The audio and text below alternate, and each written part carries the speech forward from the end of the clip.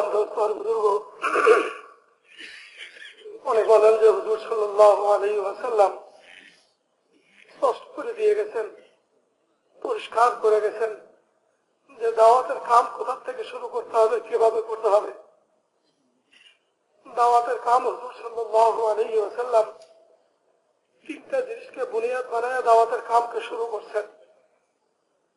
একটা হলো তাওহীদ, আর একটা হলো রিসালাত, আর একটা হলো আখিরাত ফাহাদ। এই তিন জিনিস ছিল হুজুর সাল্লাল্লাহু আলাইহি ওয়াসাল্লামের দাওয়াতের বুনিয়াদ। যে লোক সকল আল্লাহ তাআলাকে এক বলে স্বীকার করো, আল্লাহ তাআলাই তোমাদের মাবুদ, আল্লাহ ছাড়া কোন মাবুদ নাই, এই কথাটার বিশ্বাস নিজের অন্তরে বসাও। আর আমি আল্লাহ তাআলার পক্ষ থেকে প্রেরিত নবী, আল্লাহ তাআলার পক্ষ থেকে রসুল, আমার তরিকাকে তোমাদের নিজেদের জীবন যাপনের জন্য তোমরা অবলম্বন করে নাও। আর তুমি যে কেউ হও না কেন, যে কোনো পরিবেশের হও না কেন, যে কোনো শ্রেণীর হও না কেন, যে কোনো পেশার হও না কেন, তুমি যে কেউ হও না কেন, তোমাকে একদিন মরতে হবে।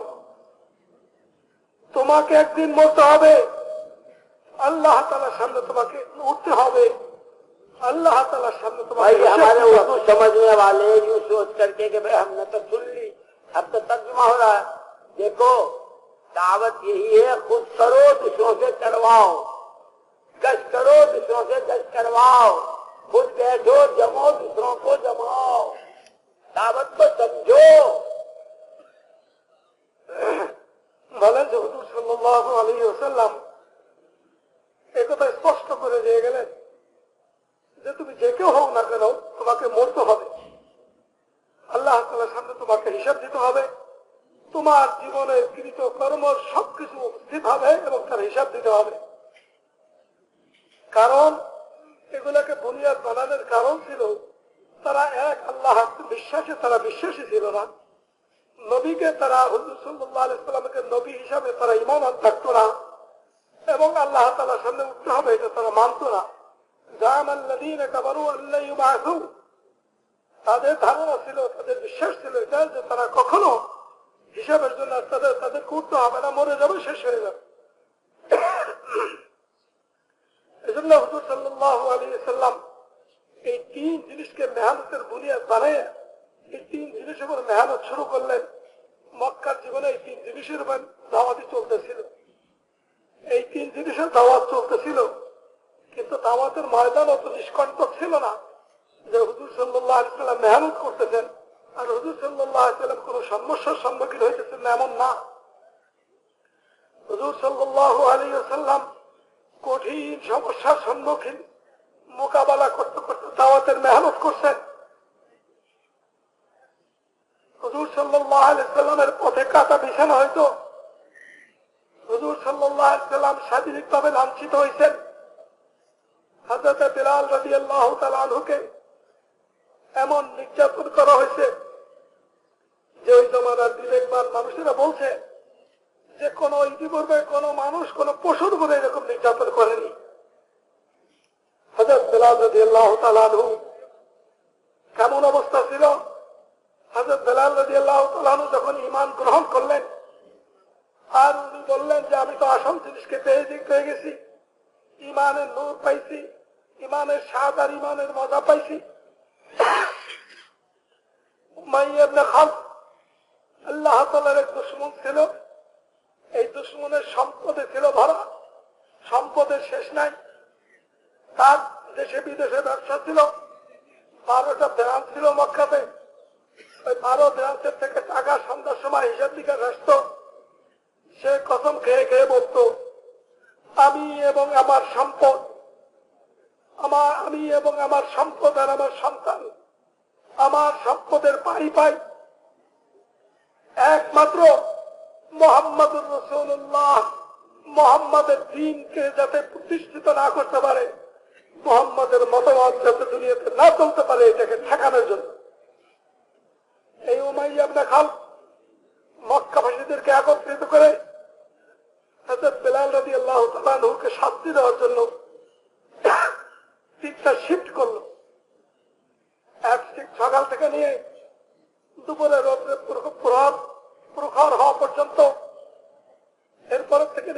ডোবা পর্যন্ত, রৌদ্রটা ঠান্ডা হওয়া পর্যন্ত, বেলা ডোবার পর থেকে বেলা ওঠা পর্যন্ত 3 শিফটে ভাগ করলো। প্রথম শিফট ওনাদের কাজ ছিল যে তারা হযরত বেলাল রাদিয়াল্লাহু তাআলা আনহুকে শরীরের মধ্যে কাঁটা দিয়ে খোঁচাবে, কাঁটা ঢুকাবে, পাথরের মধ্যে টানবে, যত রকমের নির্যাতন করা যায় করবে। আর যখন দুপুরে দুটো উত্তপ্ত হয়ে যাবে, বালো পাথর গরম হয়ে যাবে, তখন আর এক গ্রুপের জিম্মায় তারা গ্রুপের উত্তপ্ত বালুর মধ্যে দিয়ে হযরত বেলালকে টানবে, উত্তপ্ত পানির মধ্যে ওনাকে পাথর চাপা দিয়ে রাখবে, শরীরের থেকে চর্বি বের হয়ে ওই বালু ঠান্ডা হইত। যখন বেলা ডুবে যেত তখন তৃতীয় শিফট চালু হইত। চতুর্দিক থেকে মানুষ কালকার থেকে ফারেজ হয়ে বাইতুল্লাহর সামনে আসতো। হযরত বেলাল রাদিয়াল্লাহু তাআলা আনহুকে ওখানে খাড়া করে দেওয়া হতো আর আম ইজাজত দিয়ে দেওয়া হতো, মারো বেলালকে, হাত দিয়া, পাথর দিয়া, পাও দিয়া, চাবুক দিয়া, ছড়ি দিয়া, যে যা খুশি মারো, মাথায় লাগে লাগুক, চোখে লাগে লাগুক, পায়ে লাগে লাগুক। সে নাকি দিন পাইছে, সে নাকি হক পাইছে, দিনের মজা আর হকের মজা বুঝাই দিতে হবে। মেরে মহতরম দোস্ত বুজুর্গ, হুজুর সাল্লাল্লাহু আলাইহি ওয়াসাল্লাম সাবধান করে গেছেন এই সমস্ত ঘটনাবলীর প্রেক্ষিতে যে জেনে রাখো, দিনের উপরে যারা চলতে চাইতেছে তারা জেনে রাখো, ভবিষ্যতে কিয়ামত পর্যন্ত তোমাদের সামনে ফিতনা ফাসাদের এমন পরিবার আসবে যে চতুর্দিক থেকে অন্ধকার হয়ে আসবে, যেটা আজকে সকলেই উপলব্ধি করে যে ইমানের পথে চলার পথে বাধা, ইমানের উপরে চলার পথে বাধা, ফিতনা ফাসাদে ভরা। মেরে মুহতারাম দোস্ত বুজুর্গ, হুজুর সাল্লাল্লাহু আলাইহি ওয়াসাল্লাম সতর্ক করে গেছেন। কারণ এতটুকু ইমতিহান, এতটুকু পরীক্ষা দিতে হবে। ইমানের কথা বলতে গেলে, ইসলামের উপরে চলতে গেলে, আল্লাহর পড়ার কথা বলতে গেলে, ইমানের দাওয়াত দিতে গেলে, নামাজ কায়েম করতে গেলে বাধা আসবে, হকের উপর চলতে গেলে বাধা আসবে। হুজুর সাল্লাল্লাহু আলাইহি ওয়াসাল্লাম বলেন, আমার পরে 30টা দাজ্জালের আবির্ভাব হবে, 30টা দাজ্জালের আবির্ভাব হবে। হুজুর সাল্লাল্লাহু আলাইহি ওয়াসাল্লামের ইন্তেকালের কিছুদিন পরেই এই মুসাইলামাতুল কাযযাব একজন পুরুষ, সে নবুয়তের দাবি করলো, মিথ্যা নবুয়তের দাবি করলো, আর একজন মহিলা মিথ্যা নবুয়তের দাবি করলো। মেরে মুহতারাম দোস্ত বুজুর্গ, হুজুর সাল্লাল্লাহু আলাইহি ওয়াসাল্লাম যেগুলো বলে গেছেন আস্তে আস্তে সবই আমাদের সামনে আসতেছে। সুতরাং দিনের উপরে চলার পথ, দিনের উপরে চলার পথ এত নিষ্কণ্টক না, এত আরামদায়ক না, কিছুটা বিরূপ পরিবেশের মধ্যে থেকে আমাদেরকে অগ্রসর হইতে হবে। মেরে মুহতারাম দোস্ত বুজুর্গ, ওইখান থেকে নাজাতের রাস্তা, নাজাত আর মুক্তির রাস্তা হলো নবীওয়ালা তরিকায় দাওয়াতের মেহনত করা, নবীওয়ালা জীবনকে নিজের জীবন বাস্তবায়ন করা। যদি নবীওয়ালা তরিকায় দাওয়াতের মেহনত চলতে থাকে, নবীর কামকে নিজের জিন্দেগীর মাকসাদ আমরা বানাই নিতে পারি, নববী তরিকায় মেহনত করতে পারি, নববী সিবতের সাথে মেহনত করতে পারি, মেহনত মুজাহাদের সাথে মেহনত করতে পারি, নিঃস্বার্থভাবে মেহনত করতে পারি, কোন স্বার্থ যেন আমাদের মধ্যে জড়িত না থাকে। এ কথাটা আর একটু পরে বলতেছিলেন যে দাওয়াতের মেহনত ততদিন পর্যন্ত চলে যতদিন পর্যন্ত মেহনত করনেওয়ালা নিঃস্বার্থভাবে মেহনত করতে থাকে। আর যখনই মেহনত করনেওয়ালাদের মধ্যে সামান্য স্বার্থ ঝুঁকি মারে, তখন একে অপরকে মানামানি কঠিন হয়ে যায়, যে কেউ তো আমাকে শিখায় না, কেউ তো আমার পুষে না, আমার কোনো মূল্য নাই। যখন কি হিংসা বিদ্বেষের মধ্যে আসে, স্বার্থের মধ্যে আসে, তখন আর দাওয়াতের মেহনতের পরিবেশ থাকে না, দাওয়াতের মেহনত আর দাওয়াতের মেহনত থাকে না। এইভাবে মেহনত করার দ্বারা যে ফল আর ফসলের আশা করা যাইতেছিল, ওই ফল আর ফসলের সম্মুখীন হয় না। ভাই হযরত ইনামুল হাসান রাহমাতুল্লাহ আলাইহি বলতেন যে ভাই, আমাদের মেহনতটা তো খুব সহজ, দাওয়াতের কামটা তো খুব সহজ, কারণ এই কামের বিনিময়ে যা কিছু পাইতে হবে এটা নিতে হবে শুধুমাত্র আল্লাহ থেকে। কাম করবো আল্লাহর জন্য, নিব আল্লাহর থেকে। যদি সকলেরই নিয়ত এইটা হয় যে আমি তো আল্লাহর থেকে নিব, আমি কারো কাছ থেকে না, সুবিধা কারো কাছ থেকে নেব না, আমি তো আল্লাহর কাছ থেকে নেব, তাহলে কাম সহজ।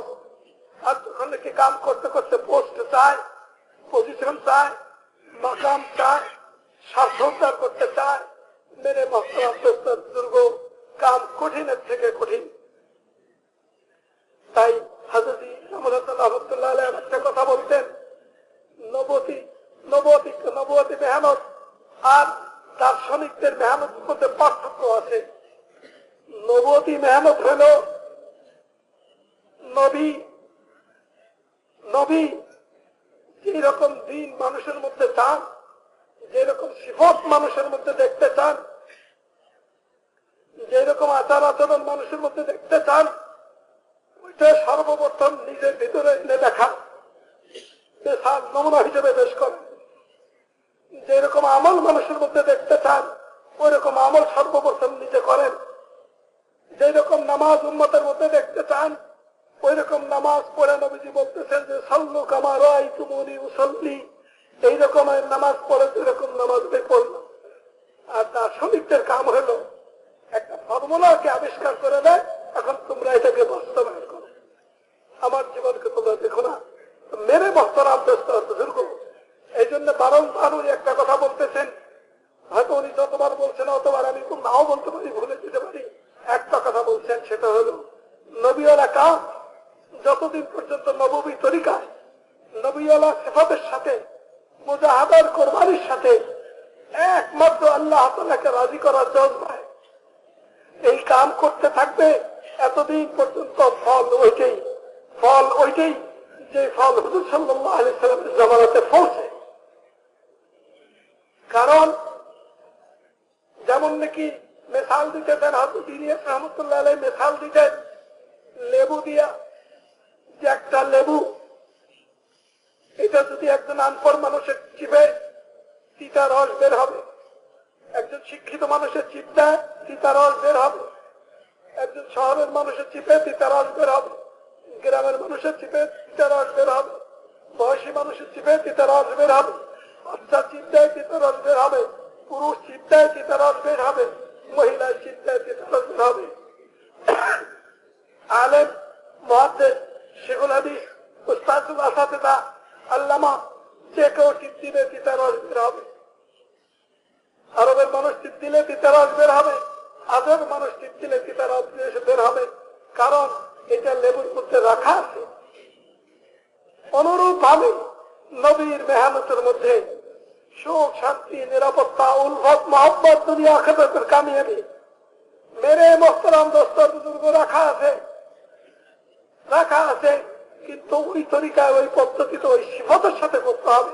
নবীর মধ্যে কিরকমের সিফত ছিল উনি বলতেছিলেন যে লেবু কিন্তু আর এক রকমের লেবু আছে, সেটা হলো শোকেসে থাকার লেবু, শোকেসে থাকার কলা, শোকেসে রাখার কমলা, শোকেসে রাখার আঙ্গুর, শোকেস খোলা পায়ে বাচ্চা লাফতে উঠছে, চকচকা আঙ্গুর দেখতে টপ টপ করতেছে রসে, বলতেছে আপনার খাই, বাবা ওইটা তো খাওয়ার আঙ্গুর না, ওইটা তো দেখার আঙ্গুর।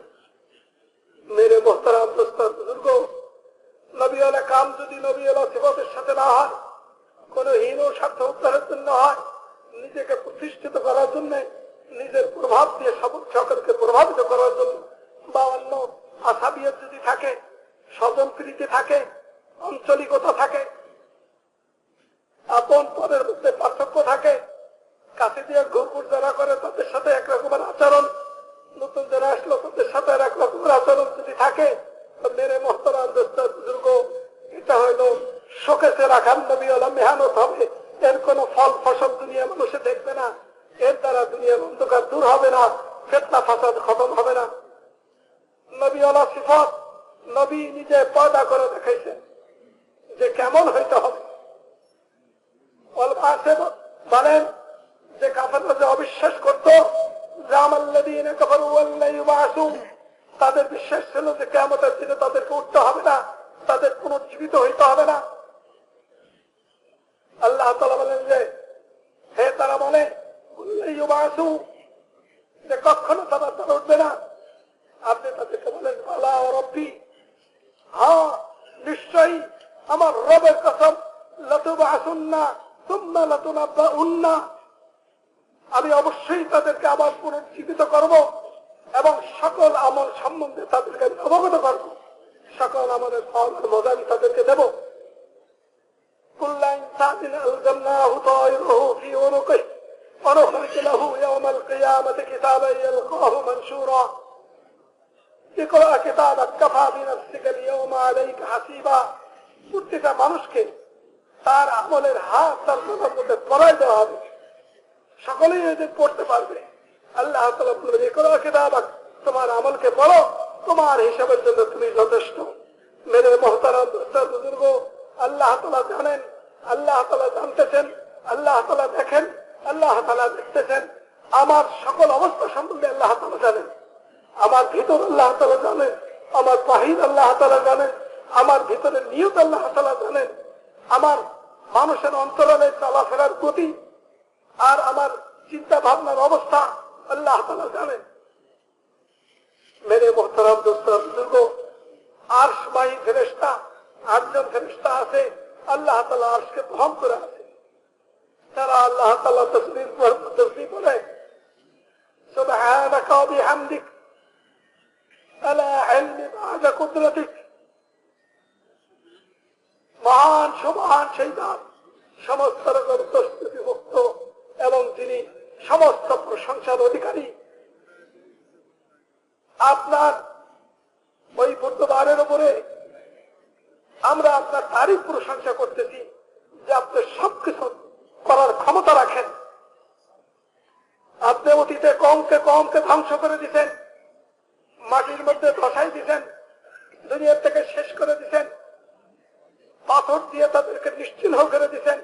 এখন ওইটা করার ক্ষমতা আপনার আছে, কিন্তু তা সত্ত্বেও আপনি দেখাও তাদেরকে না দেখা ভান করে আছেন, সবর করে দেখেছেন। এইটা বলার পরে আর একজন বলে ওঠে, সুবহানাকা ওয়া বিহামদিক আলা আফি মা বা'দা ইলমিক। সমস্ত بعد حجرتك سبحانك وبحمدك على عبدك بعد قدرتك سبحانك وبحمدك على علمك بعد علمك। তো বলতেছিলেন আগে যেটা বলা হয়েছে যে তোমার ওই গুণের উপরে আমরা প্রশংসা করতেছি, আলা ইলমিকা বা'দা ইলমিক, তোমার শুয়ে যাওয়া তোমার জানার পরেও। এরপরে দ্বিতীয় একজন বলে, সুবহানাকা ওয়া বিহামদিক আলা আফিকা বা'দা কুদরতিক, তোমার প্রশংসা, তুমি সর্বোপরি, তুমি মহান, তুমি মহান যে তুমি বান্দাকে মাফ করে দিতে চাইতেছো, মাফ করে দিতেছো। তোমাকে প্রতিশোধ নেওয়ার ক্ষমতা থাকা সত্ত্বেও মেরে মুহতারাম দোস্ত বুজুর্গ, এমন জন্ম হয় যে আল্লাহ তাআলা তো দুনিয়াতে আমার আচার আচরণকে সয়ে গেলেন, তো আখিরাতে আমি ধরা পড়ে যাই। তাই হুজুর সাল্লাল্লাহু আলাইহি ওয়াসাল্লাম জিজ্ঞাসা করলেন সাহাবাদেরকে, বলো সবচেয়ে ফকির কে, নিঃস্ব কে? সাহাবারা বললেন যে যার কাছে কোনো পয়সা নাই, করি নাই, টাকা নাই, সে। বলে যে না, সবচেয়ে নিঃস্ব হলো ওই ব্যক্তি, নিঃস্ব হলো ওই ব্যক্তি যে কিয়ামতের ময়দানে অনেক আমল নিয়ে উঠবে, কিন্তু সে একজনকে থাপ্পড় দিছে, আর একজনকে গালি দিছে, আর একজনকে জুলুম করছে, এইভাবে পাওনা অনেক। হুজুর সাল্লাল্লাহু আলাইহি ওয়াসাল্লাম শুধু বলে যান নাই, নবী যেটার উপরে মানুষকে উঠাইতে চাইতেছেন এটা নিজে আমল করে দেখাইছেন। একদিন হুজুর সাল্লাল্লাহু আলাইহি ওয়াসাল্লাম হযরত বিন আপনি যে চাচাতো ভাই হযরত ফজল বিন আব্বাস রাদিয়াল্লাহু আনহু নিয়ে মসজিদে নববীতে হাজির হইলেন। বললেন যে ফজল, ডাকো লোকজনদেরকে, তারা যেন একত্রিত হয়ে যায়। হযরত ফজল বিন আব্বাস রাদিয়াল্লাহু তাআলা ডাকলেন, বললেন হে লোক সকল তোমরা একত্রিত হও। নবী আসছেন, এমনি সকল একত্রিত হয়ে যেতেছিলেন। তারপর আবার এলান হয়েছে, সকলে একত্রিত হয়ে গেল। হুজুর সাল্লাল্লাহু আলাইহি ওয়াসাল্লাম বড় ভারাক্রান্ত কণ্ঠে বললেন যে আমার দুনিয়া থেকে চলে যাওয়ার সময় খুবই ঘনায় আসছে, আর অল্প দিনের মধ্যেই হয়তো আমি দুনিয়া থেকে চলে যাবো। তোমাদের যদি কারো কোনো পাওনা আমার কাছে থাকে, তোমাদের যদি কারো কোনো পাওনা আমার কাছে থাকে, তাইলে তোমরা বলো, আমি তোমাদের সেই পাওনাকে দিয়ে দিতে চাই। আমি দিনে থেকে এই দুনিয়া থেকে যেতে চাই না। মেরে মোহতারাম দোস্তর দুর্গ হুজুর সাল্লাল্লাহু আলাইহি ওয়াসাল্লাম এরকম করে ভাব ধরে বসে দেন নাই যে কারো কোনো কথা বলার অধিকার নাই, কারো কোনো কথা বলার অধিকার নাই, এরকম কোন গম্ভীর হয়ে বসে দেন নাই। আজকাল তো এমন অবস্থা কেউ জিজ্ঞেস করতে সাহস পায় না, পুলিশের বড় বড় অফিসার জিজ্ঞেস করতে সাহস পায় না যে আপনি যেহেতু বড় গাড়িকে চালাইতেছেন আপনার বেতন কত, আপনার আয় কত, জিজ্ঞেস করতে সাহস পায় না। ডিউটিরও তো পুলিশে জিজ্ঞেস করতে সাহস পায় না। মেরে মোহতারাম দোস্তর বুজুর্গ, দরবারে রিসালাতে এরকম বাধা ছিল না, দরবারে রিসালাতের গোলাম যারা তাদেরও এরকম বাধা ছিল না। হযরত উমর রাদিয়াল্লাহু তাআলা আনহু দরবারে রিসালাতে গোলামদের মধ্যে অন্যতম ছিলেন। ওইখান থেকে যারা তরবিয়ত পাইছে, যারা শিক্ষা পাইছে, দীক্ষা পাইছে, তাদের মধ্যে অন্যতম ছিলেন হযরত ওমর ফারুক রাদিয়াল্লাহু তাআলা আনহু। ওনার খেলাফতের জামানাতে একদিন মজলিসে বসে বলবে ইসমাউ ওয়া আতিউ, ওয়া আতিউ, শোনো এবং মানো। সাধারণ একজন সাহাবী উঠে দাঁড়ালেন, লা নাসমাউ ওয়া লা নুতি, তোমার কথা শুনবো না, তোমার যা মানবো না। হযরত ওমর রাদিয়াল্লাহু তাআলা ধমক দেন নাই, নিজের জন্য অপমান কর মনে করেন নাই, কান ধরে বের করে দেওয়ার কথা বলেন নাই। বলে তো বলো কেন, কি হয়েছে, আমার কি অপরাধ? বলে যে বাইতুল মাল থেকে কাপড় ভাগ হয়েছে, এক চাদর পরিমাণ আমরা সকলে পাইছি, আপনারও একটাই পাওয়ার কথা, কিন্তু আপনার পরনেও একটা, গায়েও একটা, কেন দুটো আপনি নিলেন? দুটা কোথা থেকে আসলো? হযরত ওমর রাদিয়াল্লাহু তাআলা এদিক ওদিক তাকাইতে লাগলেন, আব্দুল্লাহ কোথায় আছে? হযরত আব্দুল্লাহ বিন ওমর রাদিয়াল্লাহু তাআলা একদিকে ছিলেন। হ্যাঁ, বললেন যে আব্দুল্লাহ জবাব দাও। আব্দুল্লাহ ওই মাদ্রাসারই ছাত্র, ওই দাওয়াতের ময়দানের ছাত্র, ওই তালিমের হালকায় সময় দেওয়ালা, ওই জিকিরের হালকায় বসেওয়ালা, ওই নামাজ নবীজির নামাজের মতো নামাজকে পাঠানোওয়ালা, নবীজির আখলাকের মতো আখলাককে হাসিল করনেওয়ালা, ওই একই জায়গার ছাত্র, বাপ বেটা একই জায়গার ছাত্র। হযরত আব্দুল্লাহ কোন ধমকি তাকে দিলেন, হ্যাঁ আমার বাপকে অপমান করে দিতে আসছে, এত বড় সাহস তোমার? কিছুই বললেন না। বলে চাচাজান, আপনার কথাই ঠিক, সকলে একটা করে পাইছে আর একটা করে পাওয়ার সিদ্ধান্ত ছিল, তা আপনার কথা অনুযায়ী আমারও তো একটা পাওয়ার কথা। আপনার গায়ের কোন চাদর ছিল না, আমারটা আমি আপনাকে দিছি।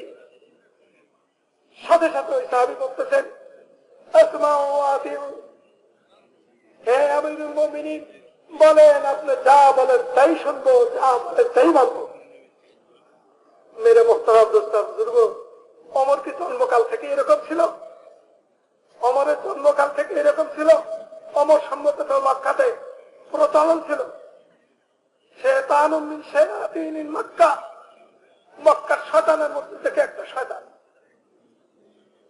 হযরত ওমর তো ছিলেন সেই, হযরত ওমরের হাত থেকে আত্মরক্ষা করতে পারবে এরকম কোন মানুষ ছিল? হুজুর সাল্লাল্লাহু আলাইহি সাল্লামকে কতল করে 100 উট পুরস্কার দেওয়ার জন্য সে রওনা হয়েছে। মেরে মোহতারাম দোস্তর বুজুর্গ,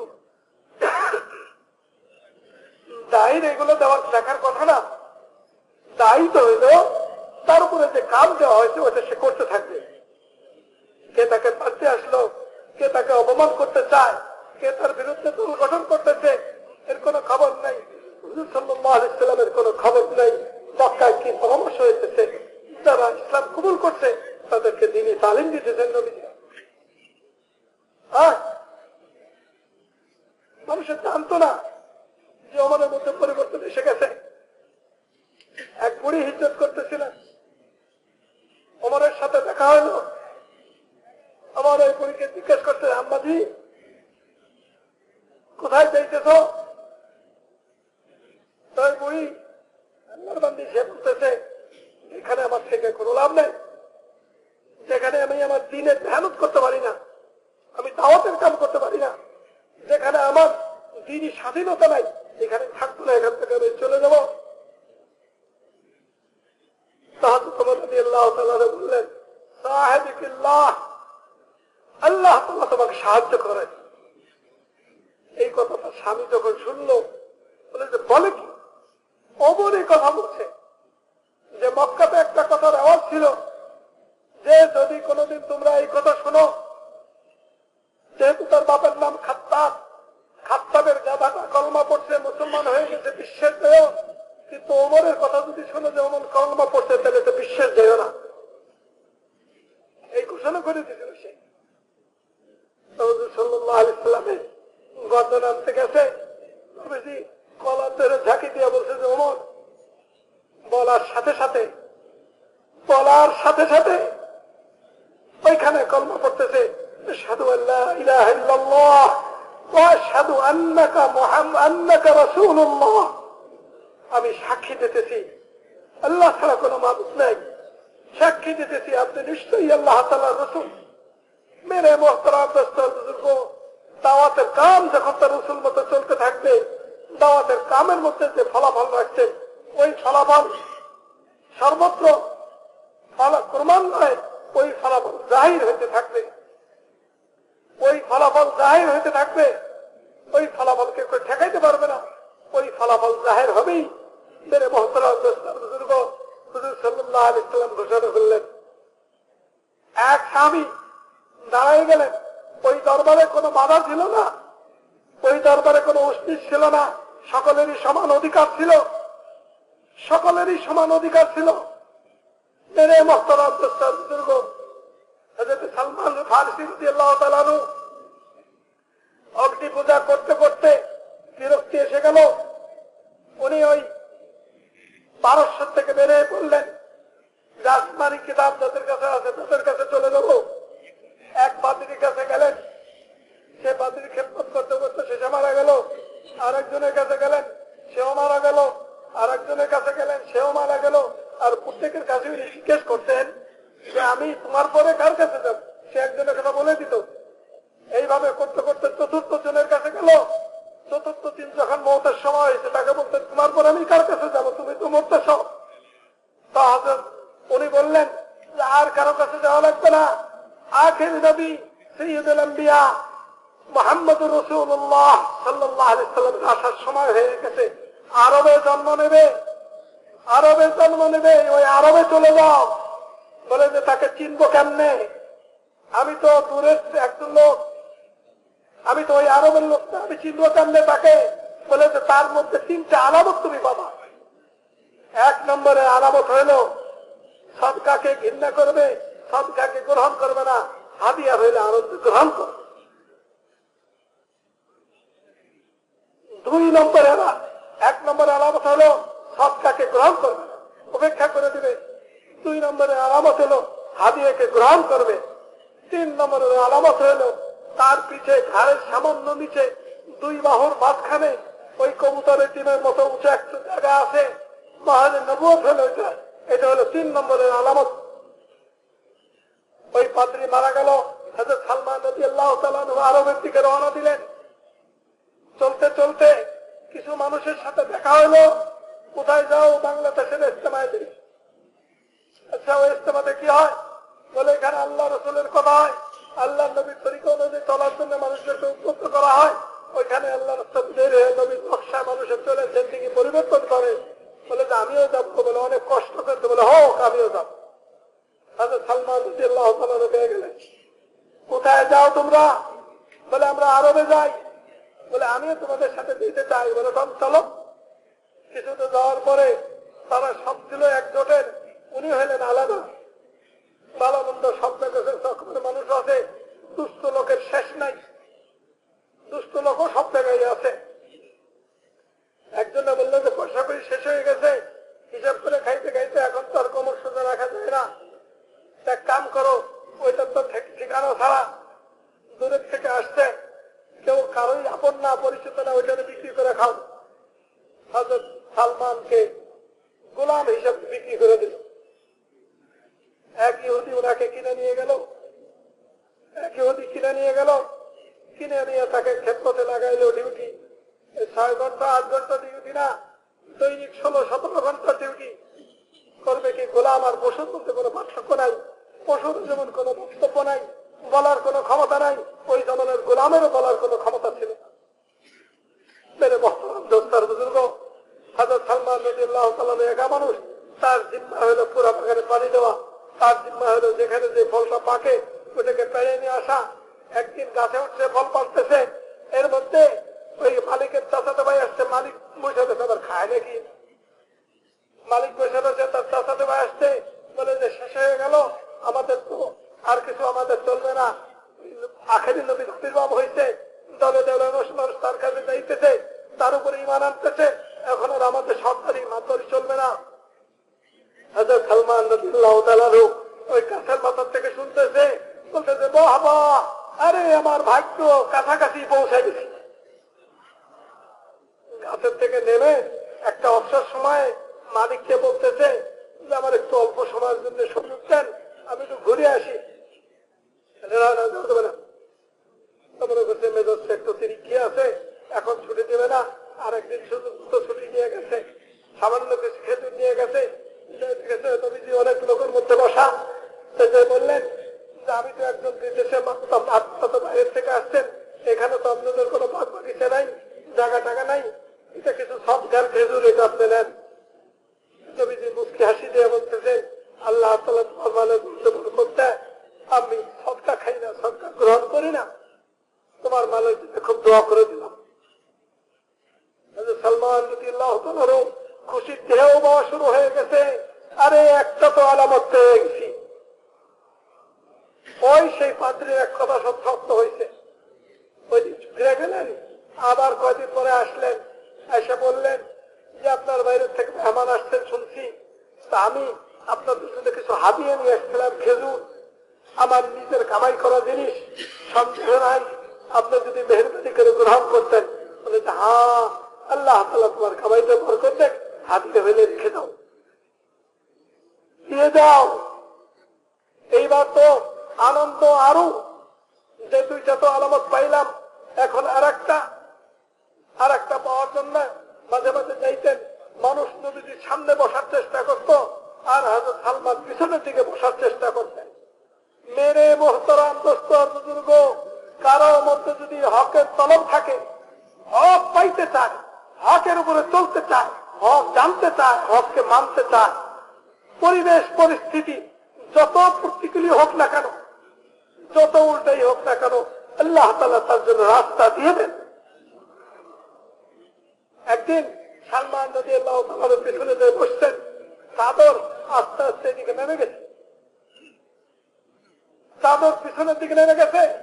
নেমে যাওয়ার সাথে সাথে সালমান রাদিয়াল্লাহু তাআলা মোহরের উপরে চুমা দিছে, আর বলতেছে তিনও আলামত পেয়ে গেছি, আশহাদু আল্লা ইলাহা ইল্লাল্লাহ ওয়া আশহাদু আন্নাকা মুহাম্মাদুর রাসূলুল্লাহ। আমি সাক্ষী দিতেছি যে আল্লাহ ছাড়া কোনো মাবুদ নাই, এবং আরো সাক্ষী দিতেছি নিশ্চয়ই আপনি আল্লাহ তাআলার একমাত্র রাসূল। মেরে মোহতারাম দোস্ত বুজুর্গ, তলব যদি থাকে, কোন কিছু তাকে বাধাগ্রস্ত করতে পারে না। যদি মেহনত তরিকা ঠিক থাকে, জজবা ঠিক থাকে, নিয়ত ঠিক থাকে, সঠিক সিফাতের সাথে আমলের সাথে যদি মেহনত করে, তাহলে আল্লাহ তাআলা মেহনতের ফল অবশ্যই দেখাবেন। আবু জাহেলের ঘরের মধ্যে ইসলামের রোশনি ঢুকে গেছে সঠিক মেহনতের কারণে। আবু জাহেলের পুত্র ইকরামা রাদিয়াল্লাহু আনহু হয়ে গেছেন নবীর চাচার কলিজা চাবাইয়া খানেওয়ালি, নবীর চাচার হাত পাও টিপা দিয়া মালা বানাইয়া যে গলায় ধারণ করছিল, সে পর্যন্ত ইসলামে ঢুকছে। তরিকা ঠিক ছিল, শুধুমাত্র আল্লাহ থেকে নেওয়ার জন্ম ছিল, আল্লাহকে রাজি করার জন্য ছিল।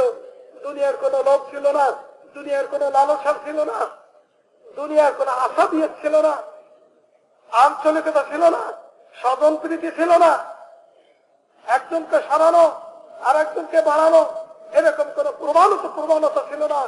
মেরে মোহতারাম দোস্ত বুজুর্গ, সকলের জন্য সমান অধিকার ছিল, সকলের জন্য সমান অধিকার ছিল।